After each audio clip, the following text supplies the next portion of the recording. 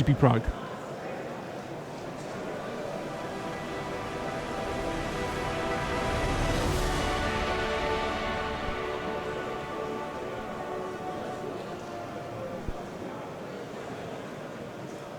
Hello and welcome to round 7 here at GP Prague. We are Sebastian Wild against Jeremy Dzani. Both players not at 5-0, they're at 5-1 according to the standings, so they already picked up one loss. But the winner will be locked into day 2, so there's definitely something to fight for. And Jeremy Dzani, Haruya Pro, Platinum Pro, he's one of the best European players around and a Pro Tour winner as well. He's definitely looking to make his mark on this tournament and starts the game off with a Plains. Yep, absolutely. And indeed, the way it works is you need 6 wins or 18 match points after 8 rounds to advance to day 2. At that point, there will be approximately the 16 undefeated players that I mentioned. But then we also have a last round still being played today, round 9, still with the same seal decks. So after that, at the end of the day, we'll have probably approximately 8 undefeated players. Yep. But it's still going to be a whole lot. Yeah, well, Sebastian Wild starts off with a Prismatic Lens on his turn to one of my favorite openings. Starting off with Prismatic Lens just ramps up your mana, fixes it as well. It looks like Sebastian Wild has a lot of lands in his hand. Still 3 more to go. And we'll see if he has any answers to the Staunch-Hearted Warrior here. He does. It is a Last Gasp. Takes care of that little guy. I think Sebastian's hand is just mono removal. Last Gasp, Unholy Hunger. All his dust? Yeah, he just drew all his dust. It works great with the lens, right? Yes, it you does. keep it around. Yeah. And so... Because it forces players to sacrifice all of their permanents that are just more than or 1 color or more. Yeah, everything. Yeah, everything but the colorless cards. So... Yep. Yeah, it's interesting to see how Jeremy Dzani is going to play this. So he has an Emancipation Angel. He's going to probably bounce a land to his hand. There we go. Yep. And still adds Dreamscape Artist. All right, so he looks to be on some sort of band concoction here. Probably with some ramping to big guys. With a slight heroic team, as green-white tends itself to be. Yeah, as evident from the Staunch-Hearted Warrior in the graveyard. More Last Gasp. Takes care of the Dreamscape Artist. Sebastian Wild doesn't want Jeremy Dzani developing his mana. I don't think it's a problem for Jeremy at this point.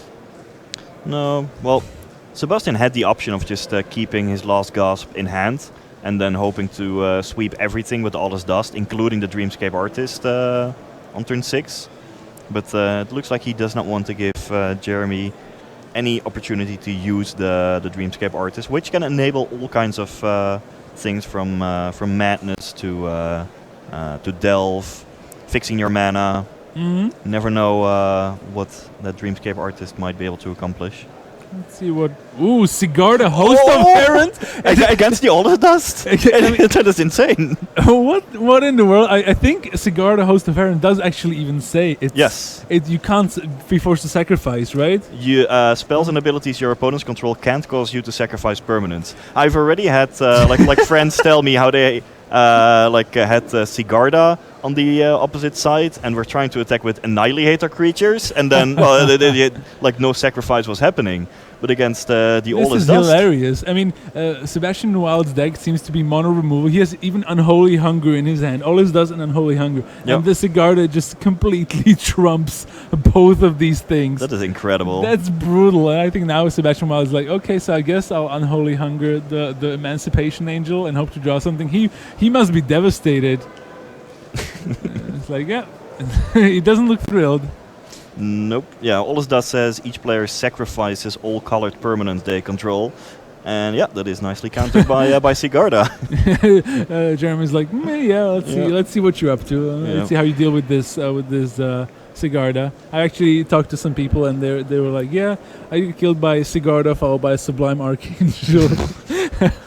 Not too many swings necessary once that happens. How do you even deal with a Sigarda as a blue black player?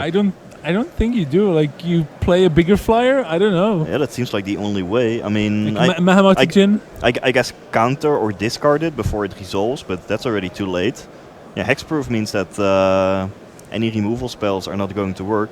Sometimes you can raise it in a damage raise, but well, this Ghoul Color's Accomplice is the first creature for Sebastian. Don't think damage raise is going to be a realistic plan. So yeah, you just have to play like a big flying blocker of your own. But that's gonna like Mammoth Jin. Yeah, that's probably the best creature that can directly fight. You can also counter the Sigarda with like Rune Snag or Foil or something similar. So too late for that. Yeah, maybe Sebastian Wild is going to look towards his sideboard, or maybe hoping to find something to kill, because it looks like it seems like it's the best card against his deck. he can't kill it. It's way too big. It's just like I don't think there's almost anything he can do about it. Yeah, the interaction with Alles Dust is just too good. Yeah, the thing, like Sebastian Wild is not even like motivated to even play the Alles Dust to maybe kill the Ether Snipe. I mean, you can't even do it at all, right? No, indeed. Spells and abilities your opponent control can't cause you to sacrifice permanents. Yeah, so it's like complete blowout. It's like make this really good card real dead in your hand. Yep.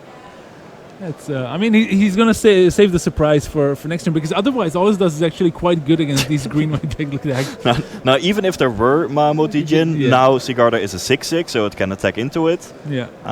If somehow the Sigarda would die, not even sure how. Well, the Umbra is going to. He has Rune Snag in his deck. Look at that. Just wrong timing. So what I wanted to say is that actually the all this does is quite good against Umbras, right? Because it. This does force the sacrifice, and so Totem Armor doesn't really do anything against such a situation. So no, that only replaces actual destroy effects, not sacrifices. I'm trying to think of cards. By the Chainer's Edict. No. Always downhold. No, nothing. Just you have to hope to play something. There's not even that much Death Touch in the set. I don't think, even if at all. So. Like maybe Skywing Aven, so you can like jump block it and return it back to your hand all the time. Yeah, I guess. There's the Unholy Hunger again. But yeah, we are really like reaching for answers against Sigarda in blue-black. This was just a brutal Sigarda, the complete blowout for a blue-black control deck. GG. Game 1 to Jeremy Dezani. His Sigarda really proving to be the queen of this ball. Yeah, this was not particularly close at all. And the thing is, like, Jeremy set himself back a turn with the Emancipation Angel. Oh, yes, he did. So he didn't even play turn 5. It just... Why not? All right. So Sebastian Wild probably is going to check out his sideboard and think. So, Frank, for me, like, if you were in Sebastian's shoes, like, what is your thinking right now? How are you going to fight this card that just seems to be so good against your deck? Well, I mean, one way of thinking is why this card? but no. But more more realistically, you have to first of all look through your entire deck to see if you had any answers. Well, the Rune Snag, for example, that might be a thing that if you have it in your opening hand, you're just gonna keep the mana up as soon as Jeremy would hit five lands. For the sideboard, look for counter magic, maybe discard effects, but I can't really think of any in this format. Like if you had huge flyers, well, they should probably already be in your main deck. I guess Sebastian also gets to be on the play this game, so you could board into like a different style of deck, even if you stay into blue-black. You might board out, say, Alles Dust and some removal spells, perhaps even, and just go aggressive. Put in a couple of random, I don't know, could even be 2/2s for 2. Yeah. But racing Sigarda is at least a game plan that might work. Sure. But yeah, like waiting for Alles Dust does not. On the other hand, if Jeremy does not draw the Sigarda, then this Alles Dust might actually be pretty good. You also saw the Umbra. We talked about that interaction. So... depending on your card pool and your deck, it could be a valid plan to just say, well, I think if Jeremy draws Sigarda, I'm just not going to win. So I'm going to build my deck to have the largest chance of winning if he doesn't have it. That is a valid strategy. All of that depends on the card pool that you have to work with. That said, boarding into like 2 completely different colors could also be possible. Sure. Sometimes when you had a hard time deciding between, say, a blue-black control deck or a red-white aggressive deck, this is the type of matchup where you may want to switch to the backup deck in your sideboard. Yeah. I mean, definitely. Sometimes your pool does allow you to do that, but not always. And well, we'll see. Like if we put Sigarda, a Host of Herons, out of the equation, then to me it feels like the Sebastian Wild's deck is pretty well positioned. Like he had the double Last Gasp, he had Unholy Hunger, Mystic Retrieval to get back more move, especially against a deck with auras. It's like it's kind of where you want to be. That part of his deck definitely seemed pretty good. Yeah, he does have some lands. He has the Prismatic Lens as well. Moan of the Unhallowed might be a way to pressure Jeremy in a good way, especially if played on turn 3. So let's see if okay, he also has Shriekmaw. I think his deck seems really good. It's just Sigarda, too good. Shriekmaw is also a way to raise Sigarda, right? It has fear, so it cannot be blocked except by black or artifact creatures. And I don't think Jeremy has many of them. All right, so I'm not sure if there's another land for Sebastian Wild. Evokes out a Shriekmaw and passes the turn? Not what he was hoping to do. Like he was surely hoping to cast Moan of the Unhallowed on turn 3, but no lands in sight. And then you just have to work with what you have. Fume Spitter. Nice top deck. I mean, at least it put something on the board, but certainly not great. Jeremy still has no green, but found his blue, which I think is his splash. We saw the Ether Snipe in game 1. But he also has Dreamscape Artist, so maybe the green is the splash. It could be like a double splash or the classical, the close to 6/6/6 mana base. Your favorite, right? Well, you always try to avoid it in draft, but sometimes in sealed, it's just what you have to do. Yeah, now that we're going to see a thing twice from Jeremy, I believe that Jeremy's on a blue-white splashing Sigarda, possibly some other Staunch Heart of Warrior. No, yeah. Well, there's the Sigarda again. And there's again all this dust. Of course, obviously. Not that Sebastian is close to even having 7 mana in the first place, but all right. Well, at least Sebastian has some creatures this game. He also drew a Cathodian, so he can develop his board, but I mean, I'm pretty sure Jeremy would just keep Sigarda and any bunch of lands because he saw how good it was in game 1. Oh, for sure. If Jeremy had opened on 6 lands Sigarda, it's like slap keep. Yeah, exactly. Great hand. Yeah. This is really depressing for Sebastian Wild.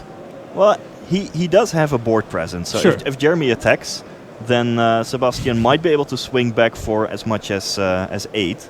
So there's at least a game plan for Sebastian in place. In a previous game, Sigarda was attacking and Sebastian had just played his first 2/2 and that was it. Yeah. So that wasn't close. The thing is, Sebastian Wild, I think he's going to be facing a Prey Upon here from Jeremy. Which again, hexproof creature works really nicely with Prey Upon. I think he's going to take out the Cathodian. Yeah, just the biggest creature. Yep, and he still has plenty of stuff left to do in his hand. I think I see an Ether Snipe Wandering Champion as well. There's the Prey Upon. Oh, Sebastian Wild does have one card that could have potentially been good earlier, and that's Market Vampire. That's a way to kind of raise the Sigarda, but you first need a creature that's big enough. Yes. And you have to hope that Jeremy doesn't have anything, and we see that Jeremy with an Ether Snipe in his hand as well. Like he's set pretty well. He's probably not just now thinking if he wants to deploy his 1 toughness dorks in the face of Fume Spitter. Now you might also be thinking whether or not he wants to attack with Sigarda actually, because. Like currently, Jeremy just drew some cards. His hand is stacked with relevant business cards. Like the most realistic way for Jeremy to lose this game is in a damage race. So entering the damage race by attacking with Sigarda might give Sebastian exactly what Sebastian might be hoping. Yeah, just a pass here. So yeah, I mean Jeremy can take it slow. Just sit back with Sigarda for a couple more turns. And once he has like a great defense in place, eventually start attacking, but he can take the time to deploy all the powerful cards in his hand. I think he's going to probably play land. Okay, never mind. He's tapping just 1 mana. So I think it's another Umbra. Okay, it's a Spider Umbra. Is that actually a Daybreak Coronet in Jeremy's hand? What? If so, that would be completely Surely ridiculous. It is. I saw it. Are you kidding me, Jeremy? He also has a boar umbra, by the way. So I think it's a bogle. I never recognized that Cigar, the host of Herons, is just a slippery bogle impression. Just look at the expression on Sebastian's face. It's like, what is this? This is amazing. So it's already a hexproof. So you cannot target it. It has flying, which means you're never going to be able to block it. And then the Daybreak Coronet gives +3/+3. First strike doesn't really matter. But vigilance and lifelink. How are you supposed to beat this? We need to recap this. It's flying hexproof, reach. First strike, vigilance, lifelink. It has 6 keywords. Yeah. It's a 1 creature with 6 keywords. And he still has the boar umbra. He can give it totem armor as well. Yeah, it really has totem armor thanks to the spider umbra. He has 7 keywords. Actually, it's double flying too. Double flying too. Yeah. This is amazing. Look at Sebastian. This is like a nightmare, you know. Like maybe you think like, oh, I might wake up soon, you know, from this nightmare that is this game. I had this nice blue-black deck with card advantage, like removal spells. It looked so good. No. And this is amazing. Like I'm having a great. He might not have boar umbra because I saw a green umbra. Yep. He doesn't. It was the spider umbra, not a boar umbra, as I thought previously. He still has ether snipe in his hand too, so he's really well set. And this whole thing is just amazing. Yeah, and if it were any other hexproof creature, then Sebastian could at least set up the gameplay line of get up to 7 mana, cast all his dust. Phew. Okay, the board is clear. Nope, but Sigarda also prevents that. Yeah. This is insane. All right, Flight of Fancy. It's a chump blocker. Hey, it doesn't have trample yet, no, right? I don't think it has trample. Right. So first strike, vigilance, lifelink, flying, hexproof, hexproof, totem armor, reach. No trample. Yeah. So chump blocking for days is a plan. Although Jeremy would just be gaining life every turn. Yeah. I mean, and Sebastian deck seems decent. Like Dimir Guildmage, he has a removal. It looks very good, actually. Yeah. There's the Ether Snipe, bound the token, swing at you for 9 again. Oh god, this is really brutal. I think Sebastian Welsh should just play his Always Does now here just to show how desperate the situation is here. Yeah, and there's the handshake. Oh, now he shows the Always Does now. And Jeremy's like, yep, doesn't do anything.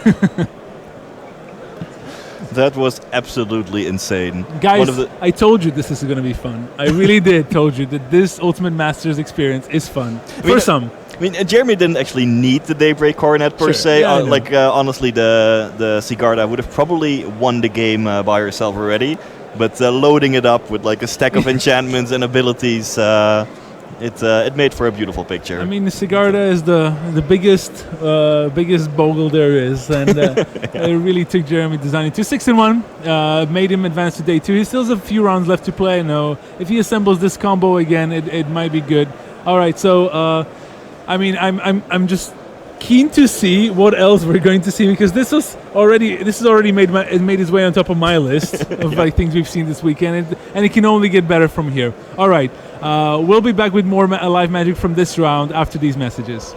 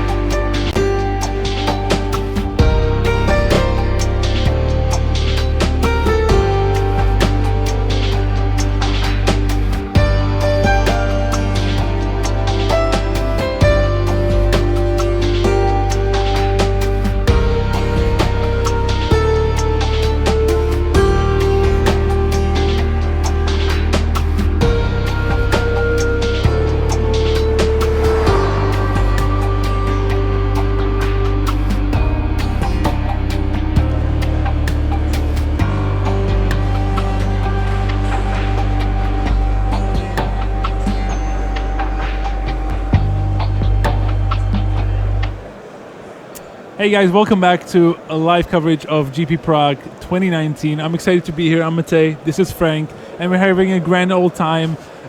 We just, after these hexproof shenanigans, I'm hoping to see something different, even though I did have a really good time as a perennial fan of the slippery boggle archetypes, boggles in general, hexproof or whatever you might want to call it. I just like putting auras on my creatures. Especially if they're 5/5 and flying and have some extra protection built in. Yeah. We did actually figure out a possible out in the format, right? Yeah. So we after the previous game was done, we actually went out to talk to the players in the feature match area, and Raf Levy was already standing there, and he said, "There's only one card in the format that can deal with that in the situation that Sebastian was in, and it actually was Dark Dabbling."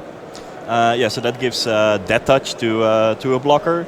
So if you have a flying blocker, you can take down Sigarda. However, at the point where Sigarda also gained first strike and totem armor, then it doesn't matter. It was too late at that point. All right, so we have more matches ready for you, and this is a good one that we're going to see because it's the Belgian pro Branko Nijring on the left side. Both players at 5-1, not 5-0. We'll see if that gets figured in match, but it is time walked. It's already pre-recorded. The players, they are 5-1. So yeah, there. Now it was fixed. Correct. All right, and Julien Steele, of course, a well-known GP veteran from France, has been around the block quite a bit, and I'm pretty sure he has some good results to his name on the GP circuit as well. Branko starts off with the safe hold elite. Looks like he has a blue-white deck, at least that's from what we see so now. It looks like Julien does have a blue-white deck of his own. They might add some extra colors as we go, as this format tends to bring sometimes. But I already see some red cards in Julien's hand, so definitely some more things going on here. But let's see some proper creatures. None of that hexproof nonsense anymore. We're past that. Yep. Well, indeed, in this limited format, especially, many players are splashing a color. Now Branko is perhaps the more accomplished player in this matchup still. He made the top 4 at the Team Pro Tour earlier this year, together with his friends and countrymen Thomas van der Paalt and Christophe Grégoire. But all that experience is not going to help here in Ultimate Masters, where you do have to know all the tricky interactions between all of these cards from Magic's history. Now Mad Prophet, it's not going to be doing much blocking, I don't think, as a 2/2 for 4 mana. It doesn't really have the best combat stats, but discarding and drawing, that's the ability. That is a good way to improve the overall contents of your hand. Toss away excess lands and maybe get some fresh spells. It's especially good together with Madness.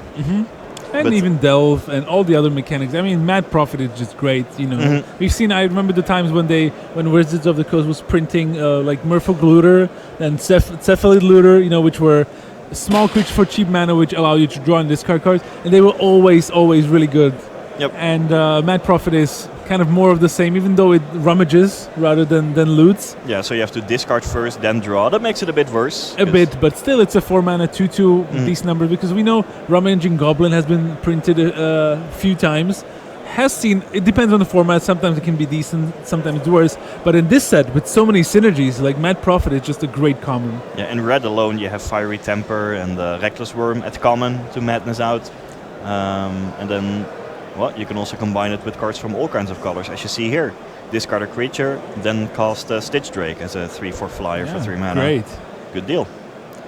And still Runestag mana up. Yep. The Mahamotijin also ready to go.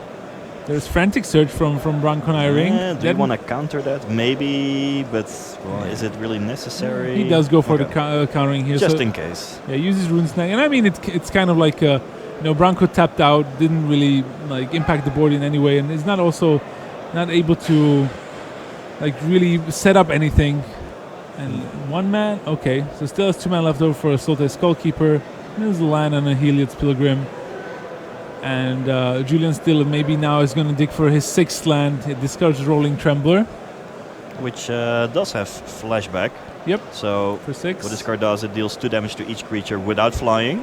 That would at least deal with the safe hold elite and the Skull Keeper, but also kill his own Mad Prophet.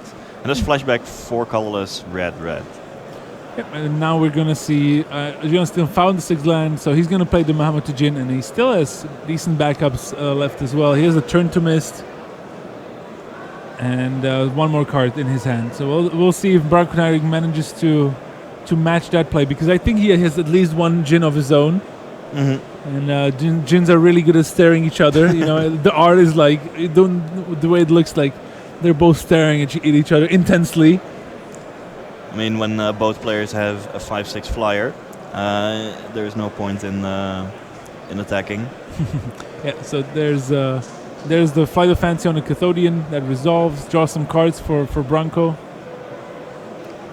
Decent, but well, it's still smaller than both of Julian's flyers. Indeed. So that was not a particularly effective turn for Branko. Yeah, and I think Julian also has War Leader's Helix in his hand that can kill the Cathodian. Yep, 4 damage to any target. Yeah. Plus he drew a Glen Elendra Archmage. Which is a decent card if you're... Yeah, he starts off with that, doesn't go for the Helix just yet. Doesn't really need to. Both his flyers are just bigger. Exactly. And Helix can also just go face if need be at the end. I like adding the Glen Elendra Archmage to the board. It's way more of a safety valve against any powerful instants or sorceries that Branko might cast. So. Yeah, now I already see a line of potentially winning for Julien Steele, because he does have a Turn to Miss. So now if Branko just slams his own Mahamut Jin, he can Turn to Miss the Cathodian on the opponent's side of the board, so that it loses the Flight of Fancy. And then he has those flyers and a War Leader's Helix for lethal, I believe. You can also just Turn to Miss the Mahamoti Jin. Oh, it returns at the beginning of the next end step. Exile target creature and then return it at the beginning of the next end step. He's going to do that. So he targets the Mahamoti Jin. It's exiled for a moment, and now we're going to see a big swing. Yeah, you could also Helix the Cathodian if you wanted to. That would also be lethal. He has so many options. Yep. Yeah, that Mahamoti Jin would return at the beginning of Julian's end step, but I don't think we are going to get to that phase at all. I mean, Julian also has the Glen Elendra as a backup. All right, so there's attack for 8, and here's like Helix you. Yep, and Branko Nyring can scoop up his cards. Julian Steele picks up game 1, and with the magic of Time Walk magic, we're going to jump straight into game 2 here, as Julian Steele is looking to get to day 2, get those elusive 6 wins, so that you can draft tomorrow, because this draft, you do want to draft Ultimate Masters if you get for sure. It's going to be a lot of fun to see it tomorrow. I'm actually very much looking forward to it, to see people draft, see them assemble all these powerful, focused decks around a certain team, seeing how they value various cards, and just assemble some powerhouse decks. But yeah, you do need the 6th win. And you have to pick up 6 wins in 8 rounds in order to advance. Alright, so just Timorphic Expanse shenanigans. No 2-drop from Branko. Yeah, just taking it slow. Yeah, I think Branko's already preparing for the next set. You know, Ravnica Allegiance has Azorius. It's all flyers. It seems. I mean, both players had plenty of flyers, and that's partly the theme of the Azorius Guild and Ravnica Allegiance. So they're just prepping for next week's pre-release, I think. Well, I'm looking forward to seeing that in action, and also all the decisions to make with the addendum mechanic that Azorius has in Ravnica Allegiance. Yep. Either cast something as instant speed, be a bit tricky, do something, keep mana up during the opponent's turn, or get some additional bonus in your own turn. Yeah. So there was a Fatalist Looting from Julian, discarding a Deranged Assistant and a Mountain, and Branko plays a turn 3 Helios Pilgrim, looking for an aura here. He's gonna find the Flight of Fancy. I like the card. I think it does very interesting things, and especially on something like a Whirlwind Adept. That or a heroic creature, then you also get some extra value. And at worst, well, you're just drawing 2 additional cards for 4 mana. Card advantage is never bad. Yeah, it looks like Julian maybe sideboarded a little bit here. So now we see, like, I saw a Stirring Wildwood in his hand. Now I see a Forest. Yeah, maybe he added an additional color while sideboarding. Or maybe he just didn't draw any of his green cards Both are, or like green lands in the previous game. Both are possible. But in this set, you really have the option of doing very interesting things. So it might just be entirely possible that that he just boarded into a different configuration. There's the Jeskai colors, Island, Mountain, Plains, and the flashback of the Fadel's looting. It looks like Julian doesn't have much going on in his hand. Both players are just running some setup in the early turns. Now this just isn't really the format where you win many games by curving out with a 2-drop creature into a 3-drop creature into I don't know, a removal spell. It just doesn't really happen that way all that often. Quite often people are just setting up in the early turns, finding key pieces, drawing cards, maybe fixing their mana, and then once you get to the mid game, it's all the haymakers that are coming out. Yeah, I mean, Branko drew some cards from the Flight of Fancy, but he really didn't add any power to the board, so just added flying to his 1/2. Well, you just want to draw 2 cards. He did draw 2 lands off of it. Not sure if he's going to need that many, but well, at least you still dig 2 additional cards deeper into your deck. If those lands were lying on top, might as well go through them a bit faster. I do see a treasure cruise in hand there, and with the amount of cards in the graveyard for Julian, well, it's suddenly pretty cheap. Not ancestral recall level of still.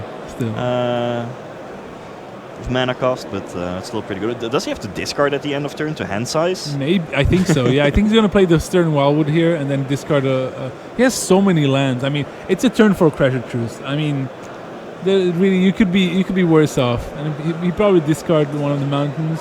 In both players, we've seen 4 turns for both players. There's a grand total of 1 power on the battlefield. Amount of cards drawn for in total has been way too many. 3, 5, 9 plus a Helios Pilgrim trigger. Let's make it plus 10 in a way. Yeah. Eventually they will start doing something relevant to really affect the board. Let's go, Branko. What is it? Oh, Mammoth Umbra. Okay. Okay, suddenly that Flight of Fancy's flying ability becomes relevant. Yeah, so now 4/5. It's like build your own Sarah Angel with with 1 additional toughness even. And Totem Armor. Yeah.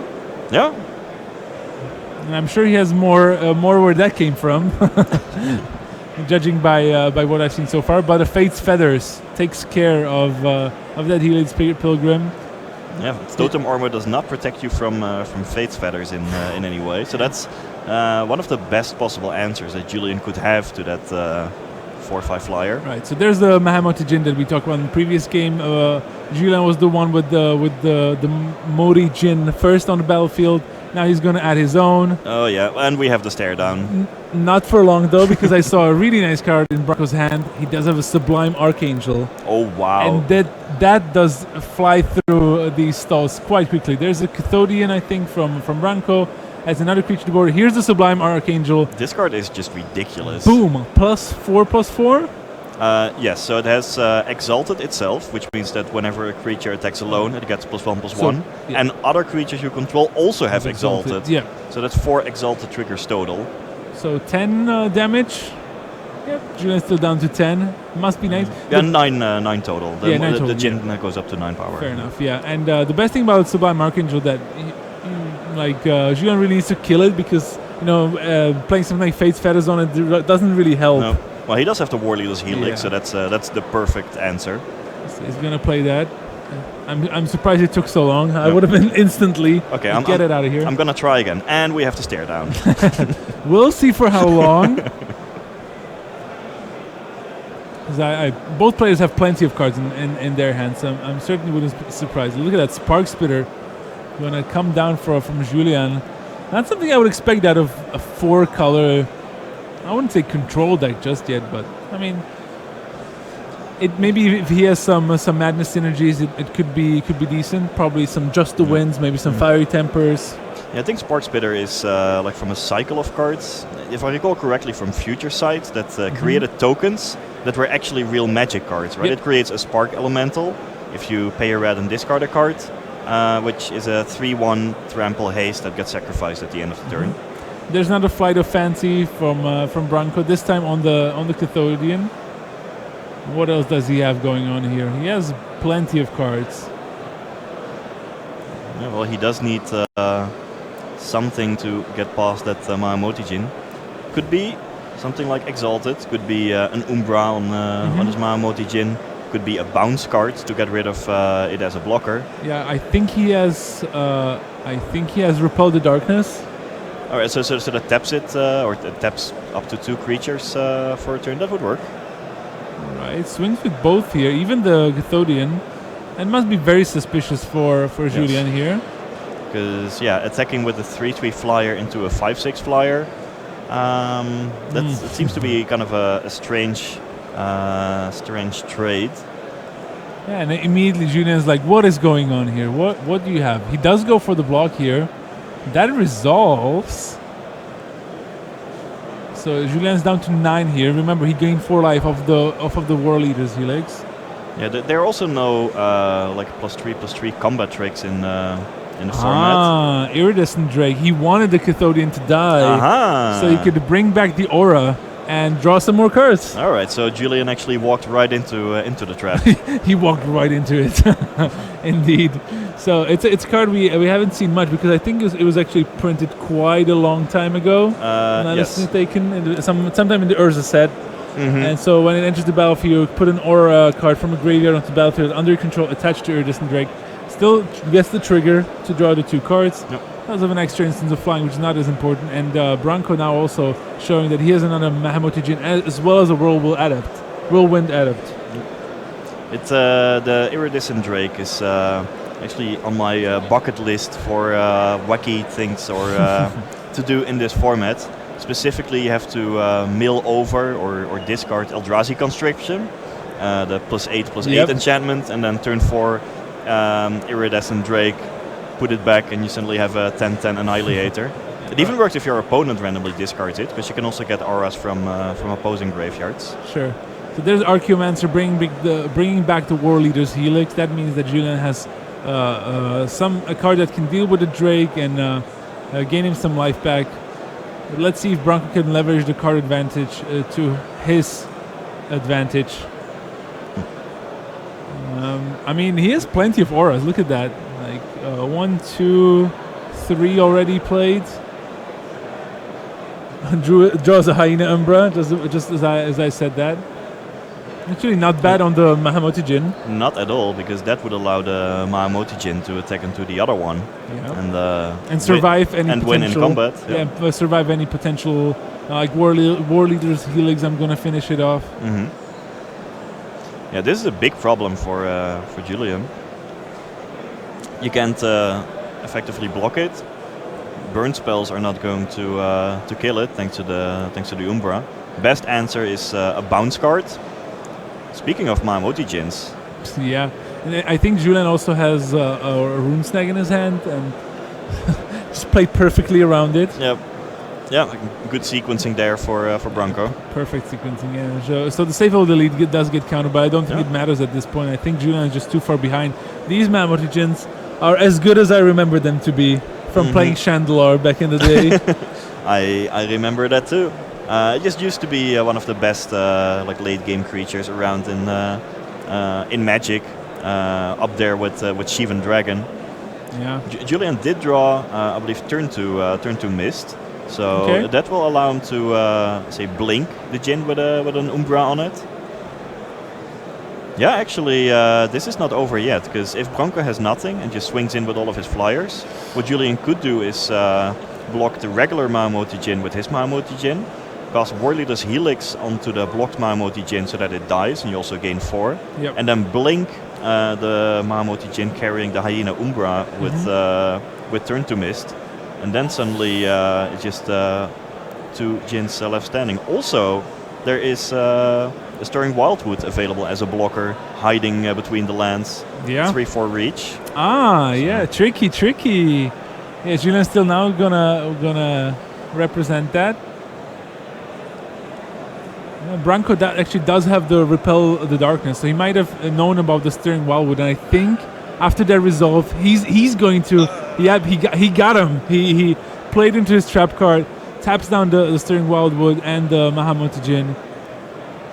Yeah, so is it over yet? Julian can still let's see, turn to miss the big Djinn, and then cast War Leader's Helix, I guess, on the Drake and survive. Survive, yeah, he's gonna survive. So it's not over yet, but that Repel the Darkness is definitely making the combat much more favorable for the Belgian player. Yeah. He's gonna turn to mist the Djinn with the Umbra. That's gonna get exiled for a while. The Umbra falls off. Then before even the Repel Darkness resolved, he's gonna War Leader's Helix the Iridescent Drake, go up to 7. The Repel now resolves. And you might as well play these cards in response, because if Branko would draw, say, Runesnag with Repel the Darkness, then he doesn't have it in his hands to counter your instance. Yeah. So still gonna take 5 here from the Djinn that was not blocked. And I think Branko's gonna add a Wandering Champion to the board, plays a land, plays a Whirlwind Adept. He's out of cards. The Djinn is gonna come back into play at the end of his turn. And now Julian out of cards. Glenelendra Archmage it's a blocker. Does that help? I mean, it does. So then you double block with a Djinn and a Glenelendra Archmage, one Djinn. The other Djinn gets blocked by the Stirring Wildwood. Jeez, this game. And then, let's see, Archaeomancer trades for the Wandering Champion, and Spark Spitter jump blocks the Whirlwind Adept. Yep. So Julian should be able to stay alive here and effectively trade 1 counter on Glenelendra Archmage for an opposing Mahamoti Djinn. Yep. Although you also lose Stirring Wildwood and Spark Spitter in the process as jump blockers. Probably fine for Branko to attack with everything still. Yeah, well, Branko drew something. He's tapping mana. Okay, he has Emancipation Angel. Ooh! So you can return the Helios Pilgrim, or one of the maybe auras. an enchantment. But the enchantments can be... let's see. The enchantments can be countered by Glenelendra Archmage. Yeah, so he's going to play a Helios Pilgrim. He looks like he has a Fate's Fetters already ready to go. Oh, Shielding Plaques too. Yeah, but those would also just be countered by the Archmage. Yeah, of course. It's still fine, you know, to take out 1 counter from the Archmage. You have to work through it somehow. Yeah. I mean, he could also wait 1 more turn so that the Angel can attack as well, as well as the Helios Pilgrim. But if you expect that the card is going to get countered by the Archmage anyway, you might as well get the Verse card out of your deck, so that the Plex gets countered, and you still have Fate's Fetters left in your deck for a couple turns down the road if you might need it. I like the plan. Yeah. There's the Shielding Plaques. So because Shielding Plex is the worst enchantment, Branko takes it. Well, that's how it works against Glenelendra Archmage. And remember, still, if he plays it, at some point it also would pump up the Whirlwind Adept. True. Prowess trigger still happens. Yep. So he's going to play it right away. Target his Emancipation Angel. Teasing Julien here. Well, if you don't counter it, then Branko is just going to draw a card. That's the most important element of Shielding Plex. It also makes it, let's say, untargetable by your opponent, but that's not particularly relevant here. Alright, so he does go for it. It is counted, and now Branko lining up. Weird random interaction, by the way. If you put Shielding Plex on an opposing heroic creature, due to the way it's worded, the opponent cannot target their own hero anymore. Nice. Alright, so it looks like there's the big swing. So I anticipate the Julian's Djinn and probably the Glenelendra Archmage will try to kill one of the Djinns. The Steering Wall will gonna block the other one. And chump block the other one. And then we're gonna see one trade and 1 counter, 1 chump on the other ones. Yep, there it is. All the blocks are pretty much forced, given that Julian is at 2. Yeah, and this leaves leaves Branko with 4 creatures to Julian's 1, and Julian has no cards in his hand, so he needs something good here. Fiery Temper, not gonna do it. Does kill the Emancipation Angel, but he's down to 2, and he needs something more, and we're gonna see a game 3.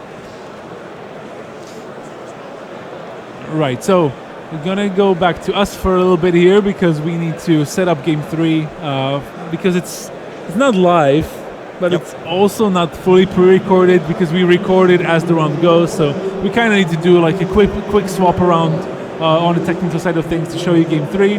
That should, and we're gonna have it right back. See, fast and easy. All right, and I really like this. This feels like proper limited Magic to me. I mean, there's a bunch of auras, right? And Mahamoti Jin was never seen that much. It was always a rare. Only recently and with this set downshifted to uncommon. But still, it feels like traditional Magic with a bunch of double blocking, pump effects, bounce spells, and so on. Yeah, it was truly a parade of Mahamoti Jins in the previous game. And for me, it's still one of the key examples of your late game dragon / big flyer bomb. Yeah. Speaking of bombs, well, the Wall of Reverence, I think would also classify as one. I think the Wall of Reverence is a card that is actually quite popular among players. It's 4 mana, 1/6 defender with flying. It also gains you life according to the biggest power among creatures you control. I remember playing this card in Constructed. That's a trigger at the beginning of your end step. It was just a really annoying card for a lot of the aggro strategies. And here, in this case, it's actually excellent at blocking Mahamoti Jins. Yes. And then maybe if you control your own Mahamoti Jin, you can gain 5 life at the end of each of your turns. Yeah, true. It's quite annoying here from Branko. And Branko unwilling to send in the safe hold elite. Maybe afraid of a double block, though. Possibly, yeah. I would be happy to trade for a deranged assistant at this point. I think I saw temporal manipulation in Julian's hand. It's the time walk for 5, I believe. These decks are really interesting. There's a Wandering Champion, not the card you want to have facing off against the Wall of Reverence, let me tell you. No, any creature with 1 toughness suddenly gets way worse when facing a 1/6 wall. Yeah, Julian's setting up his mana nicely. Starting off with a Stirring Wildwood into an island gives him already plenty of options, and now he also added the mountain to complete his set of lands that he's going to need. It's a shame for him that he milled away the Vengeful Rebirth with the deranged assistant on turn 3.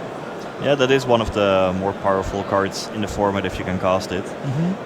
But yeah, well, that's always the case with deranged assistant. You are going to mill over some good cards, but it doesn't really matter too much. It's still random one way or another what's on top of your deck. And it's going to be quite hard for Branko to do something here because Julian has not just the wall, but also has plenty of counter magic. I think he has a Rune Snake and a foil. He also has the assistant that can power out the Treasure Cruise in short fashion. So I think Julian's in a great shape here.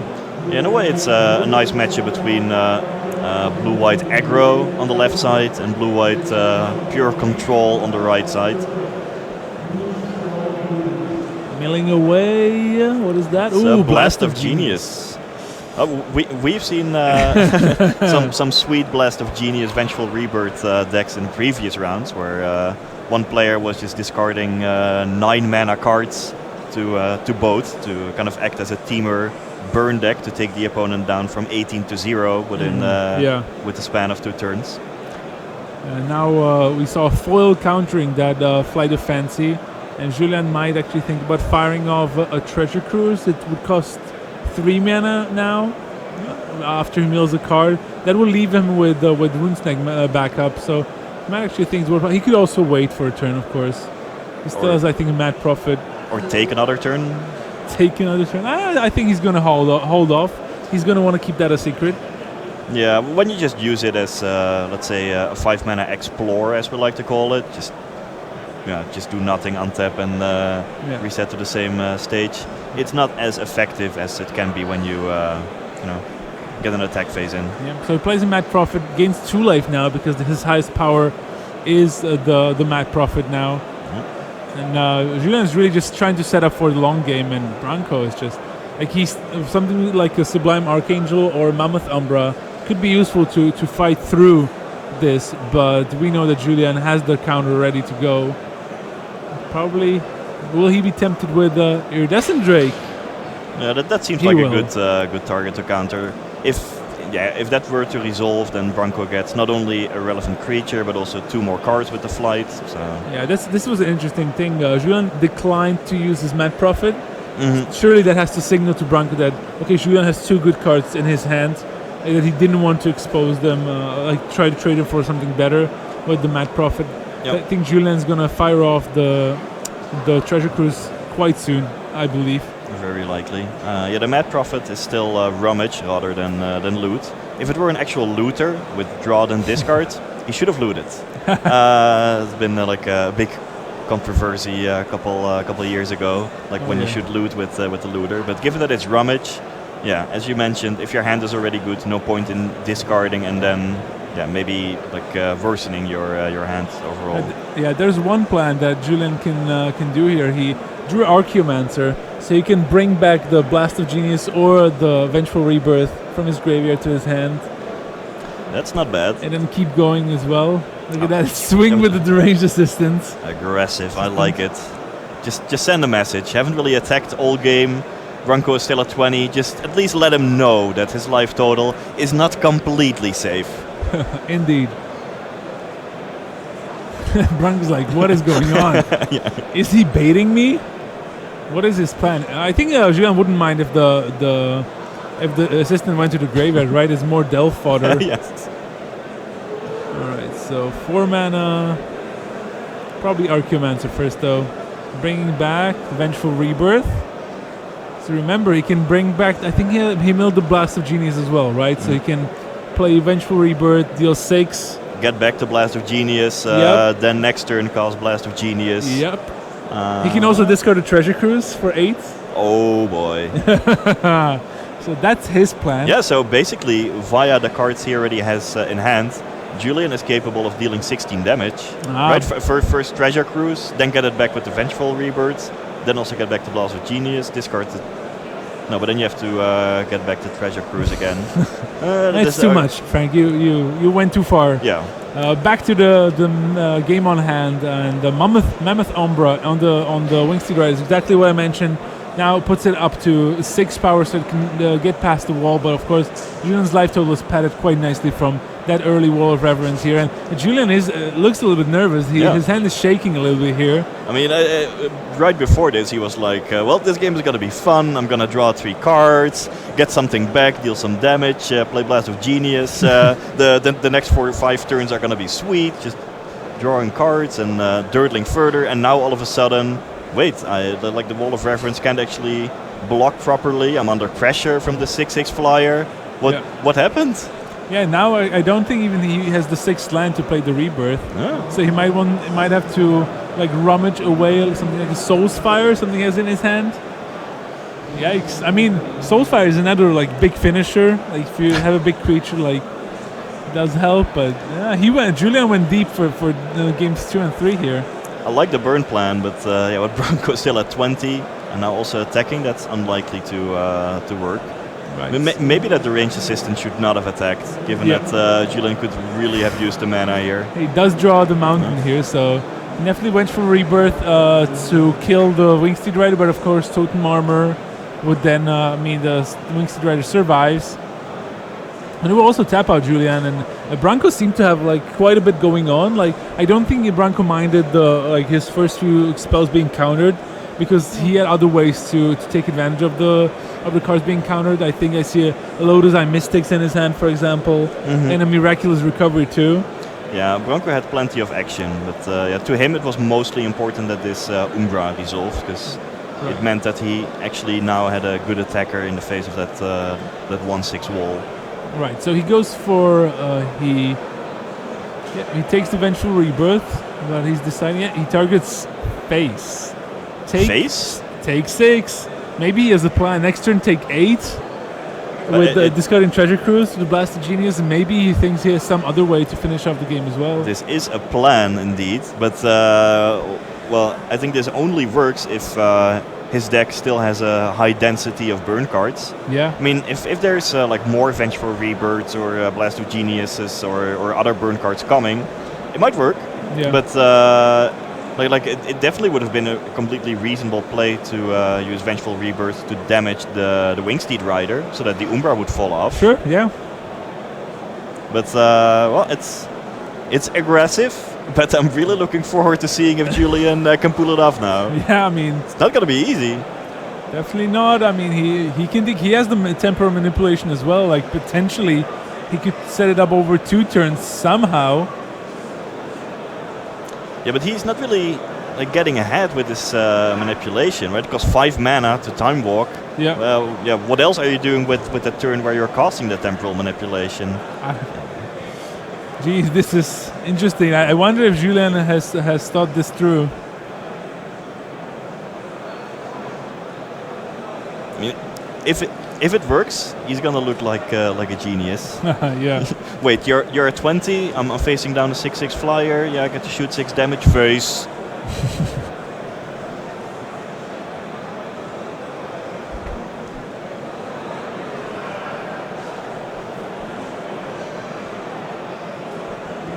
So discarding the Stitch Drake to the Mad Prophet. And what now, Julien Steele? What now? I mean, I think he has to stick with the plan now. Is he gonna treasure cruise for everything? Well, that seems reasonable. But then you don't have Treasure Cruise to discard to the Blast of Genius anymore. That was gonna deal 8. Yeah. So here's the treasure cruise for 1 mana. Must be nice. Okay. Land. Something. Land. Not what you were hoping for. Temper manipulation. I try to rebuy Yes. with the Mad Prophet. Yeah, I think so. Yeah, he's gonna. Yeah. And also like another Wall of Reverence trigger. So at least Sure. with the extra turn you are getting like a rummage from the Mad Prophet and 2 life. So it makes it worth it maybe. Yeah, I guess. All right. Okay, finds. Oh, I think he found Mystic Retrieval. Oh, so that's the plan. That allows That was you to the plan. bring back instant and sorceries from your graveyard. I think so. I'm not Yep. 100% sure it Yeah. was Mystic Retrieval, but maybe it was another Blast of Genius. No, he had that in his hand, so he has. There's one more. He could also like bring back the manipulation. Go again. All right, rummages away a land, finds another land only. This is a dirtling to the max. Yep. Without getting anywhere just yet. All right. So Blast of Genius. Face, you. yes. All I mean, right. when you are on a plan, you have to stick with the plan. Yeah. Oh, the War Leader's Helix and Fiery Temper. Is he doing it? Like he doesn't have Wow. a treasure cruise yet. He- So He also has to. Maybe he discards the Temper. okay. Deal 6 total, effectively. so down to 8 here. Okay. So and then Helix, Retrieval, and then Helix on the following turn. That is 8. So next turn Helix Retrieval, and then yeah. Or he could retrieval back the Blast of Genius, right? That potentially that could deal a lot of damage as well because Yes. he would dig for some other cards. Bronco Nyrink. I mean, this was an amazing set of I turns. think Julian might actually be able to pull this off. 'Cause, Yeah, I think so. Like he can block the Mahamotijin with the wall, take some damage, but then next turn the War Leader's Helix will give him another life cushion. He has Mad Prophet as like a chump blocker for in case Bunker plays another big ground creature. Yeah, there's also the Stirring Wildwood if he really needs something. I don't think he has another white mana or even a green mana. Jeez, okay, never mind. That plan goes out of the window. It felt like such complete madness to be pointing burn spells at your opponent's face when he's still at 20 and you're facing down these big flyers, but well, Julian is giving a masterclass on Jeskai Burn here. I mean, his deck really seems like it can deal. Like it probably seems like this is the main plan. Yes. Like I'm gonna burn you out Yeah. sooner or later. There are not many like creatures in his deck in the first place. True. I mean, that he has a Soul's Fire, so for me, that signals that basically he boarded into a control burn deck. As weird as that sounds.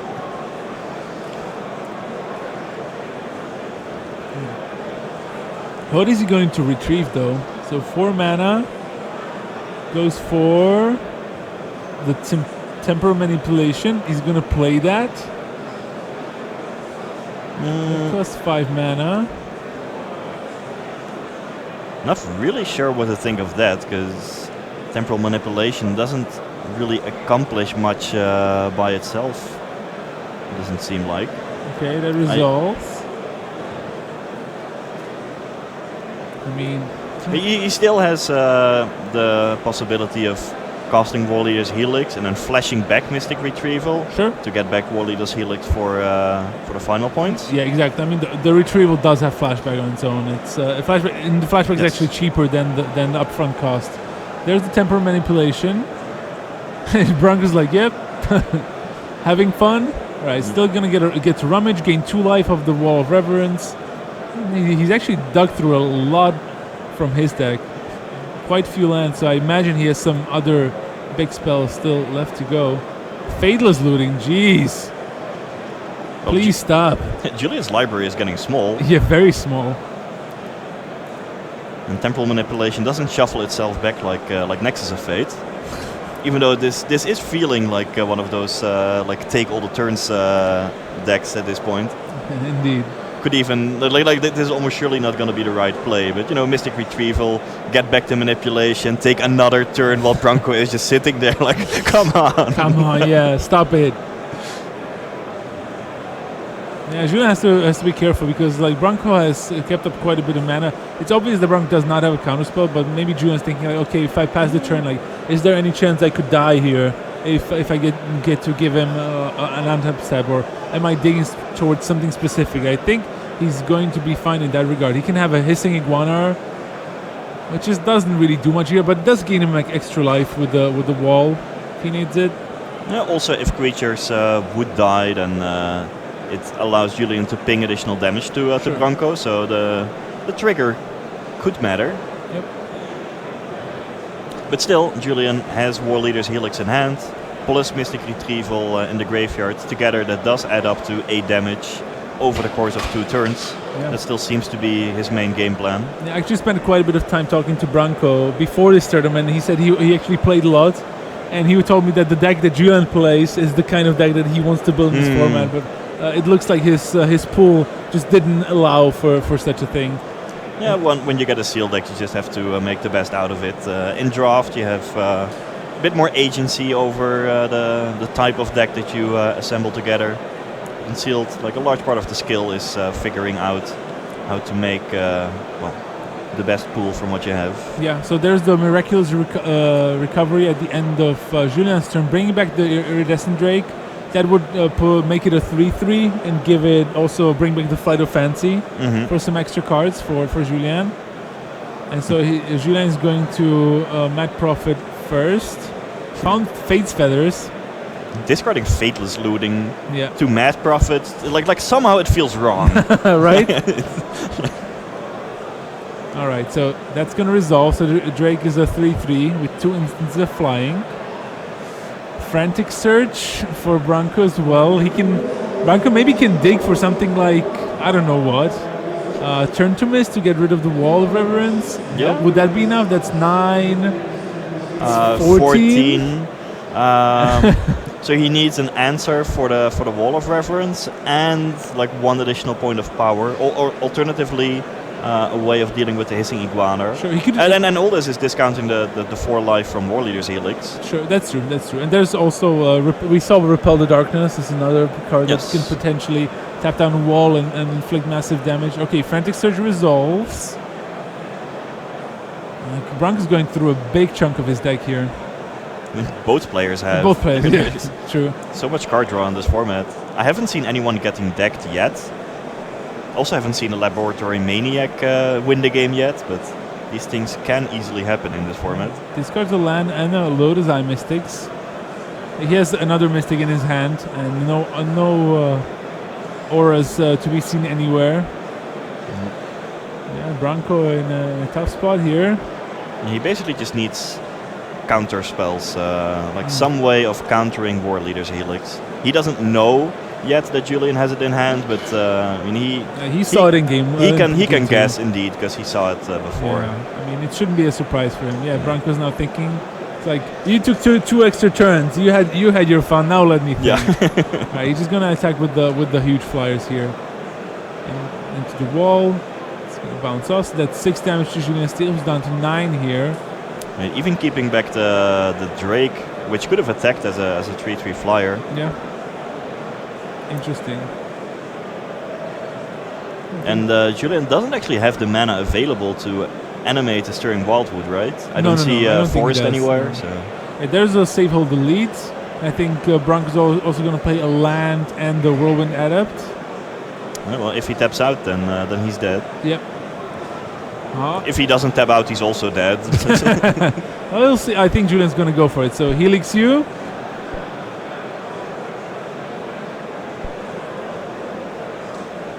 And Mystic Retrieval is in the graveyard. Yeah. Well, Bronco knows about it.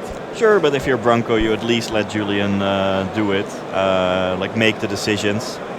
Bluff a counterspell, I don't know, look confident. 4 to 13 here. And is Julian's going to go for it here? I mean, you have to imagine he will. He should. Because like you can't really like play around say counter magic anyway. Might as well have Bronco have it rather than I don't know dirtling a bit and then giving Bronco extra draw steps to find an answer to the lethal burn spell. Fair.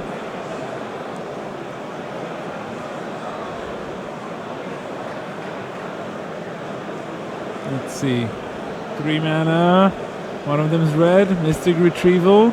Yeah, Julian's a little bit nervous. Like, I have the win here, but does he have anything?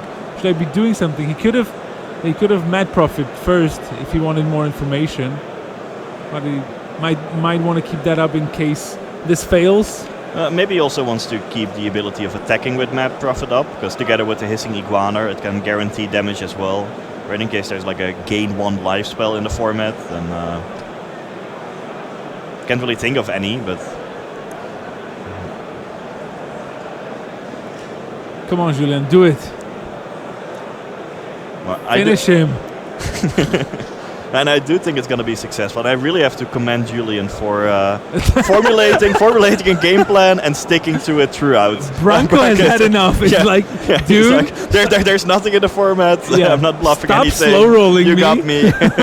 Just kill me, please. And he does. Bronco Naring does concede. It wasn't a slow roll, obviously. No, Julian was like going through like all the cards in the format in his head. Like what kind of counter magic is there? I understand that Bronco. But when you're sitting there just waiting for the lethal burn spell to arrive, you've seen enough. Yeah, it was pure agony. Must have been pure agony for Bronco for looking at that. So. But the whole plan, when Bronco was still at 20, Blast of Genius, just damage to the face, Vengeful Rebirth, to you. Worked out perfectly. All right, great. So that's it for this round, and we'll be more. We have still more Magic to come. This was only round 7. Don't go anywhere.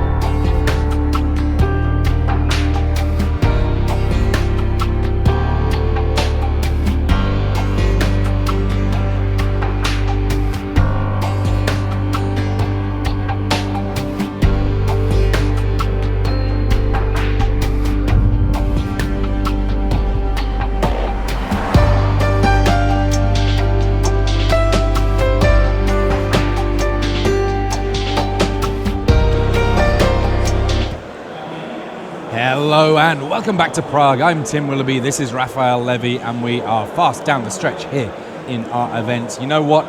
For the players looking to make it in today too, there is not much left in terms of wiggle room.